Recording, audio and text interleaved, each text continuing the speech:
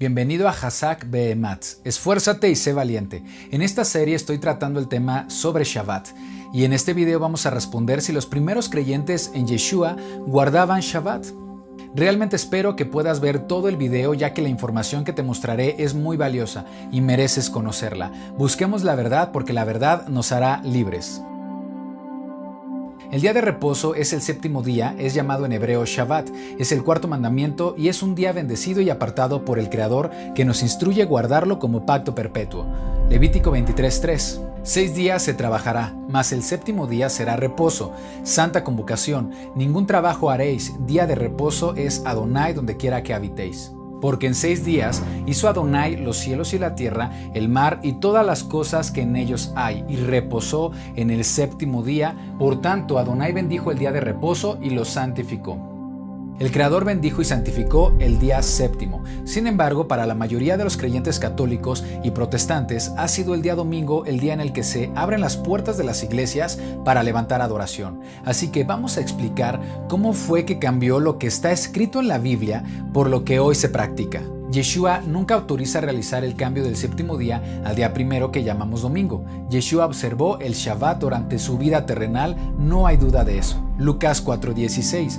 Vino a Nazaret, donde se había criado, y en el día de reposo entró en la sinagoga, conforme a su costumbre, y se levantó a leer. Como era su costumbre, quiere decir que era una práctica habitual para él la enseñanza en el día correcto según el cuarto mandamiento. Marcos 1:21. Y entraron en Capernaum, y los días de reposo entrando en la sinagoga enseñaba. Lucas 13:10. Enseñaba Yeshua en la sinagoga en el día de reposo. Yeshua nunca enseñó que ahora se debe guardar el domingo para honrar al Creador. Hay mucha gente que piensa que Yeshua rompió el Shabbat porque él sanaba en ese día, pero realmente en la Torá no está prohibido hacer el bien en Shabbat. Ante esto hay una excelente respuesta de un creyente del siglo II, Irineo de León, obispo, discípulo de Policarpio, que a su vez era discípulo de Juan, escribió en su obra Contra las herejías: sin atentar contra la ley, el Mesías liberaba de los lazos del demonio y curaba a aquellos que tenían la fe de Abraham en el mismo día de Shabbat. Yeshua no atentó contra la ley y eso se pensaba aún en creyentes del segundo siglo. Los primeros creyentes en Yeshua, la iglesia primitiva, históricamente son conocidos como judeocristianos y también fueron llamados como nazarenos o el camino por sus opositores. Esto lo vemos en el libro de Hechos de los Apóstoles, cuando presentan a Pablo acusándolo ante el gobernador romano Félix. Hechos 24:5. Porque hemos hallado que este hombre es una plaga y promotor de sediciones entre todos los judíos por todo el mundo y cabecilla de la secta de los nazarenos. Pablo lo confiesa en Hechos 24:14. Pero esto te confieso, que según el camino que ellos llaman herejía, así sirvo al Elohim de mis padres, creyendo todas las cosas que en la ley y en los profetas están escritas. Aquí Pablo está diciendo que él cree en toda la Torá y los profetas, por lo que no pudo enseñar algo contrario como la anulación de Shabbat. Tenemos registros históricos sobre que los primeros creyentes en Yeshua seguían creyendo en la ley y en Shabbat. Historiadores como Epifanio y Eusebio nos informan que la iglesia de Jerusalén del primer siglo, creyentes en Yeshua, seguían observando Shabbat. Epifanio, considerado padre de la iglesia y cuyo libro más conocido es Panarión, nos da un impresionante testimonio histórico sobre lo que creían los primeros creyentes convertidos a Yeshua por las enseñanzas de Pablo. Panarión 6:7. Así también los santos discípulos del Mesías se llamaban a sí mismos discípulos de Yeshua, como en verdad lo eran. Se llamaban nazarenos por el Mesías, ya que a nuestro Señor Yeshua se le llamaba a sí mismo el Nazareno, como dicen los Evangelios y los Hechos de los Apóstoles. Panarión 7:2. No solo usan el Nuevo Testamento, sino también el Antiguo, como hacen los judíos, porque ellos no repudian toda la ley, los profetas y los libros que los judíos y ellos mismos llaman los escritos. No tienen opiniones diferentes, sino que profesan todo de acuerdo con la doctrina de la ley y como los judíos, excepto que son creyentes en el Mesías. Panarión 7:3-4. Porque reconocen la resurrección de los muertos y que todas las cosas han sido creadas por Elohim, y declaran que Elohim es uno y que su Hijo es Yeshua el Mesías. Están perfectamente versados en la lengua hebrea, porque toda la ley, los profetas y los así llamados escritos se leen en hebreo entre ellos. Panarión 7:5. Ellos son diferentes de los judíos y diferentes de los cristianos, solo en los siguientes aspectos. No están de acuerdo con los judíos debido a su creencia en el Mesías, pero no están de acuerdo con los cristianos porque todavía están encadenados por la ley, la circuncisión, el Shabbat y lo demás. Panarión 7:8, porque ese era su lugar de origen, puesto que todos los discípulos se habían establecido en Pella después de partir de Jerusalén, y el Mesías les había dicho que abandonaran Jerusalén y se retiraran de ella a causa del asedio que estaba a punto de sufrir, y se establecieron en Perea, en el Jordán. Por esta razón, y como dije, vivieron allí. Esta iglesia primitiva salió de Jerusalén justo antes de que los ejércitos romanos de Tito destruyeran la ciudad en el año 70, a lo cual Eusebio, en su crónica sobre la historia de la iglesia, escribe: entonces la descendencia espiritual de Abraham, seguidores de Yeshua, huyó a Pella, al otro lado del Jordán, donde halló un lugar seguro de refugio donde podía servir a su Señor y guardar el Shabbat. A este grupo de creyentes, Eusebio, además de afirmar que guardaban Shabbat, los describe como descendencia espiritual de Abraham, muy parecido a lo que enseña Pablo en Gálatas 3:29. Y si vosotros sois del Mesías, ciertamente linaje de Abraham sois, y herederos según la promesa. Otro historiador, Jerónimo, el padre de la iglesia, describió a estos nazarenos como aquellos quienes aceptan al Mesías de tal manera que no cesan de observar la ley antigua. Otros registros documentados muestran que el Shabbat fue una costumbre que comenzó a extenderse más allá de Israel. Se escribe sobre Filón de Alejandría, un filósofo del judaísmo que vivió entre los años 15 y 45 de nuestra era. Filón declara que el séptimo día era un día de festividad, no para esta o aquella ciudad, sino para el universo. Tenemos escritos de Josefo, historiador judío que vivió entre el año 30 y el año 100. Josefo escribe: no hay ninguna ciudad de los griegos o de los bárbaros o cualquier nación que exista a la cual la costumbre de descansar en el día séptimo no le haya llegado. Entre los años 132 y 135 se presentó uno de los eventos que provocó cambios radicales en la iglesia de Jerusalén, la rebelión de Bar Kokhba. Ya tendremos tiempo de hablar de esto a detalle, pero en resumen, fue una rebelión de judíos contra el Imperio Romano por diferentes motivos. Se piensa que fue por el decreto del emperador Adriano que prohibió la circuncisión, el Shabbat y las leyes de pureza sexual, con la intención de incorporar a los judíos y judeocristianos a la cultura grecorromana, afectando a judíos creyentes y no creyentes en Yeshua que guardaban Torah. Esta rebelión fue un fracaso para los judíos. Adriano destruyó la ciudad y expulsó a los judíos y judeocristianos que guardaban Torah. Ahora, no sucedió así con un sector de cristianos gentiles, no los expulsó debido a que eran cristianos que comenzaron a aceptar la cultura grecorromana, incluyendo sus prácticas paganas como la observancia del domingo. Este grupo de cristianos que adopta la cultura helénica se convertiría siglos después en la Iglesia Católica Apostólica Romana, y de donde surgen los llamados padres de la fe católica que promueven el cambio del día Shabbat al primer día de la semana, como día de adoración. Entonces, los creyentes en Yeshua, judeocristianos y también conocidos como nazarenos o los del camino, fueron expulsados junto con los judíos por guardar Torah por el decreto de Adriano, y los cristianos que eran influidos por Roma comenzaron a crear nuevos fundamentos en los que se basaría la fe cristiana y que rompería con la Torah del Creador. Teólogos a lo largo de la historia han enseñado que se celebra el domingo porque es el día en el que se presentaron los acontecimientos de la resurrección y las apariciones de Yeshua en el primer día de la semana. También presuponen que los primeros apóstoles cambiaron el Shabbat al día domingo para celebrarlos. Basan su teología en algunos escritos que tenemos del segundo siglo, que fue una época en la cual la apostasía comenzó a infiltrarse entre los creyentes de Yeshua, principalmente en Roma y en Alejandría. Ciudades en las que había una fuerte influencia de adoración a dioses paganos y que llevó a los creyentes a separarse gradualmente de la Torah del Creador y comenzaron a celebrar en el primer día de la semana, que es el mismo día que se veneraba al sol en el Imperio Romano, día dedicado al dios Sol Invictus. Justino Mártir escribió en el año 150: nos reunimos todos el día del sol porque es el primer día en que Dios, sacando la materia de las tinieblas, creó al mundo. Ese mismo día, Jesucristo nuestro Salvador resucitó de entre los muertos. Hay que considerar que Justino Mártir vivió en Roma, provenía de una familia pagana, estudió filosofía en diferentes culturas y cuando se convierte al cristianismo, su enseñanza consistía en un sincretismo judío-alejandrino. Esto quiere decir que unió filosofía pagana de Roma con la verdadera fe bíblica. Esto se ve reflejado en el texto citado cuando se refiere a que se reúnen los días del sol. Otro padre de la iglesia que promovía la celebración en domingo es Tertuliano, que vivió entre el año 160 y 120, considerado también padre de la iglesia.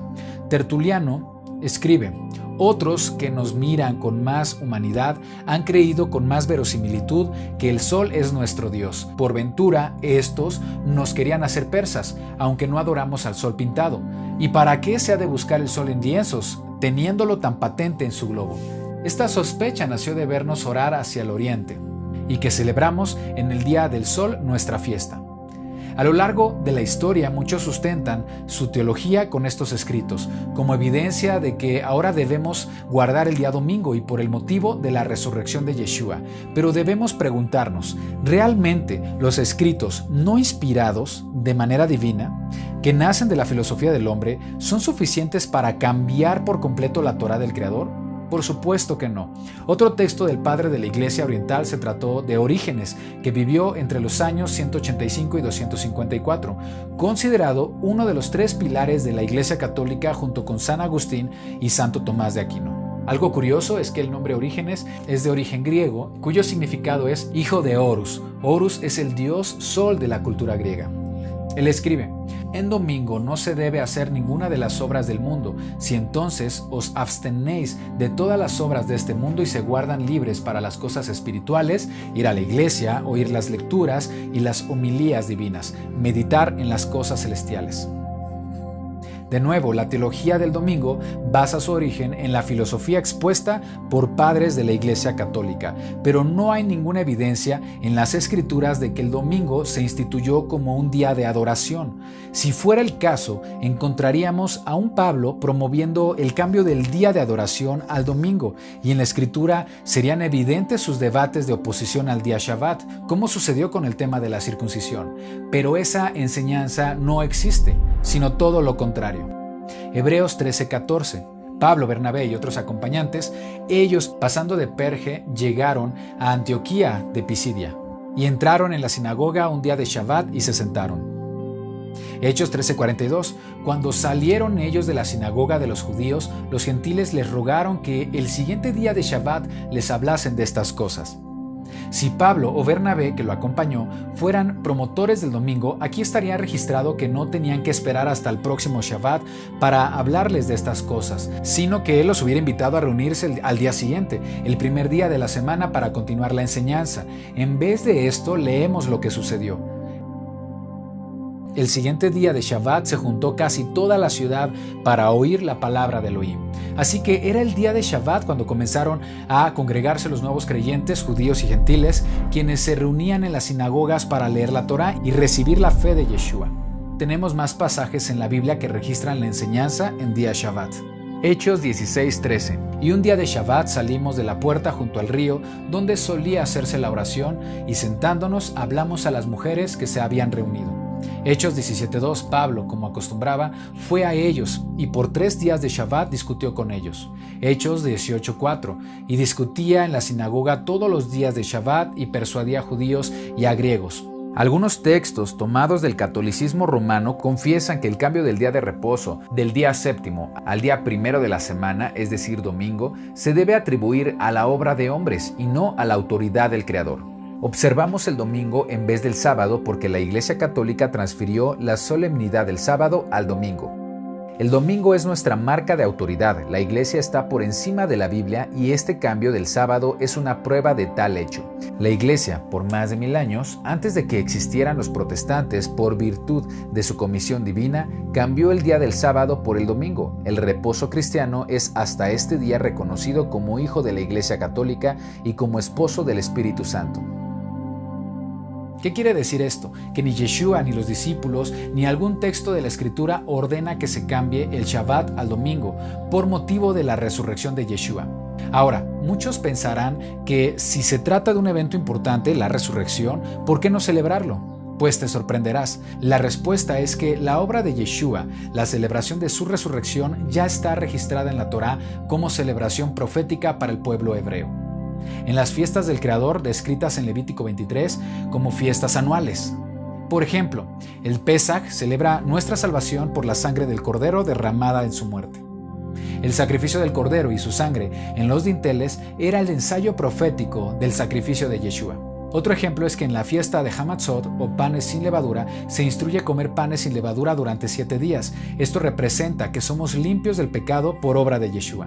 Y también en Levítico 23 está descrita la fiesta de los primeros frutos, Ha-Bikurim, o fiesta de las primicias. Es la celebración ordenada en la Torá, la palabra del Creador, para celebrar proféticamente la resurrección de Yeshua, el primogénito de los muertos, la ofrenda de la primera cosecha, refiriéndose a la resurrección. Y es una celebración que no sustituye a Shabbat, sino que está ordenada el día después del primer Shabbat después de Pesaj. Y se ordenó como una celebración anual, no semanal, como las demás fiestas relacionadas a Yeshua. En el caso de Bikurim es el plural de la palabra hebrea Bikur, que significa primero, y que viene de la raíz Bahar, que significa primogénito. Yeshua es el primogénito de la resurrección, así está escrito en Colosenses 1:18. Él es el principio, el primogénito de entre los muertos, a fin de que Él tenga toda la primacía. La celebración de Ha-Bikurim la guardamos cada año quienes creemos en Yeshua y en la Torá del Creador para recordar su resurrección. Es algo que ya estaba en la Biblia como celebración anual. No era necesario que el hombre cambiara el día de Shabbat por el domingo y como evento semanal. No hay necesidad de que filosofías humanas inventen festividades y mucho menos cambiar algo que el Creador estableció en su Torá, en su palabra. Marcos 7:9. En palabras de Yeshua, bien invalidáis el mandamiento de Elohim para guardar vuestra tradición. Y así lo entendieron algunos grupos cristianos del primer siglo, que no permitieron la influencia pagana del domingo. Numerosos historiadores afirman que la observancia de Shabbat se extendió después de la muerte de Yeshua entre los primeros creyentes. Leemos: los cristianos primitivos tenían una gran veneración por el Shabbat y solían pasar el día en devoción y sermones, y no dudamos que esta práctica derivó de los mismos apóstoles, como aparece en varios pasajes aplicados a este propósito. El Shabbat constituía un fuerte vínculo que los unía con la vida de todo el pueblo, y al mantener al Shabbat santo, ellos seguían no solamente el ejemplo, sino también el mandamiento de Jesús. Los cristianos primitivos guardaban el Shabbat de los judíos, por lo tanto, todos los cristianos se unían para guardar el Shabbat, en el cual se leían algunas porciones de la Torá, y esto continuó hasta el tiempo del Concilio de la Odisea. En el séptimo día, Shabbat fue celebrado solemnemente por Cristo, los apóstoles y los cristianos primitivos hasta el Concilio de la Odisea, que en un sentido abolió la observancia del mismo. Estas dos últimas citas nos hablan de que el Shabbat entre los creyentes de Yeshua continuó hasta el Concilio de la Odisea en el siglo IV. En el próximo video descubriremos en qué consistió este concilio, porque la historia continúa. Por el momento podemos decir que regresar a las raíces hebreas de nuestra fe es retornar a lo que está establecido por el Creador, desechando filosofías de hombres o cualquier influencia ideológica del ser humano y ver la Escritura tal como está escrita. Te invito a leer tu Biblia de principio a fin y descubrirás que no vas a encontrar un texto que diga que el día de descanso fue transferido del séptimo día al primero, un texto donde se llame santo al primer día de la semana. No vas a encontrar un texto donde se nos ordene observar el día domingo. No vas a encontrar un texto que diga que Yeshua guardó alguna vez el primer día. No vas a encontrar un texto que nos inste a guardar el primer día de la semana en honor a la resurrección. No vas a encontrar un texto que afirme que algún discípulo guardó alguna vez el primer día. Tampoco un texto que autorice la observancia del domingo. Un texto donde se diga que la iglesia acostumbraba a reunirse ese día. Un texto donde los apóstoles enseñen a sus conversos a guardar el domingo. Puedes escudriñar toda la Biblia y no vas a encontrar ningún versículo. Entonces en el próximo video veremos quién cambió el día de reposo, por qué en la actualidad el cristianismo está observando el día domingo en vez del día de Shabbat. Adonai te bendiga y te guarde. Adonai te mire con agrado y te extienda su amor. Adonai te muestre su favor y te conceda Shalom.